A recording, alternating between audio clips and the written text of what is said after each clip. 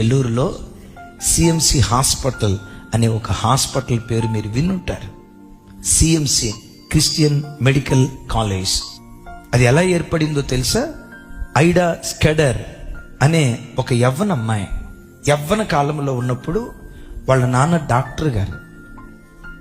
Muslims, Hindus, Madras ఆ ప్రాంతంలో ఉన్న అన్ని మతాల వారు ఆ గర్భవతులుగా ఉన్నప్పుడు ఆ పురిటి నొప్పులు భరించలేక ఆ పురిటి నొప్పులతో కొంతమంది చనిపోతున్నారు.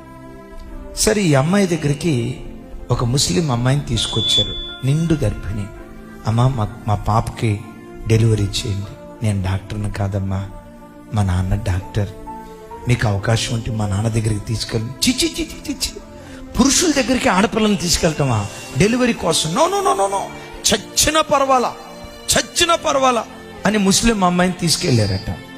ఏం చేయలేని స్థితిలో ఈ అమ్మాయి అలాగే చూస్తూ ఉందట. తెల్లారి ఏంటో తెలుసా? అదే ఇంటి ముందు టెంట్ వేసి సమాధి కార్యక్రమానికి పెట్టి మీద అమ్మాయిని పెట్టుకుని మోసుకుని వెళ్తున్నారట. ఏమైంది? ప్రసవించలేక అమ్మాయి చచ్చిపోయింది. చచ్చిపోతే సమాధి కార్యక్రమానికి తీసుకొని వెళ్తున్నారు.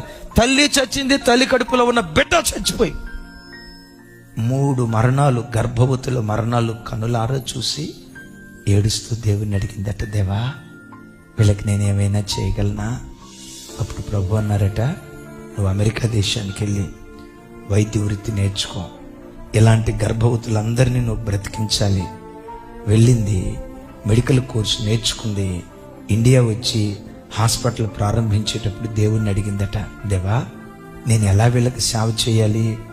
దేవుడు అన్నాడటమ్మా, నువ్వు ఒక నపుంసకురాలిగా నా కొరకు మారాలి. వివాహం చేసుకోకుండా నీ జీవితాన్ని ఈ ప్రజల సేవ కోసం త్యాగం చేసుకుంటావా? ప్రభా, నువ్వు త్యాగం చేసుకోమంటే చేసుకుంటానయ్యా. వాళ్ళను బ్రతికించడానికి దేవుని మాటకు లోబడి అమెరికా వెళ్ళి మెడికల్ నేర్చుకుని ఇక్కడికి వచ్చి ఆ పేద ప్రజలందరికీ సేవ చేసి బ్రతుకు కాలం అంతా అవివాహితురాలిగా మిగిలిపోయింది. అదే సిఎంసి హాస్పిటల్. చూస్తున్నారు కదా, క్రైస్తవ్యం భారతదేశానికి మేలు చేసిందా, కీడు చేసిందా? క్రైస్తవ్యం ఎప్పటికీ ఏ దేశంలో ఉన్న ఆ దేశానికి మేలే చేస్తుంది కానీ కీడు చేసేది కాదు. ఈరోజు ప్రజలేంటో తెలుసా? క్రైస్తవ్యం ద్వారా లబ్ధి పొంది, క్రైస్తవ్యం ద్వారా ఉపకారం పొంది, అదే అంటారే తల్లి పాలు త్రాగి వాడు తల్లి రొమ్ము గుద్దాడు అంటారు చూసారా? క్రైస్తవ్యానికి వ్యతిరేకంగా మాట్లాడుతున్నారు. క్రైస్తవుడు జాతి, మతం, ప్రాంతం చూడకుండా పేదలకు ధర్మం చేసే ఉపకార బుద్ధి కలిగిన వాడు ఈ భూమి మీద ఎవరైనా ఉన్నారంటే ఒక్క క్రైస్తవుడే.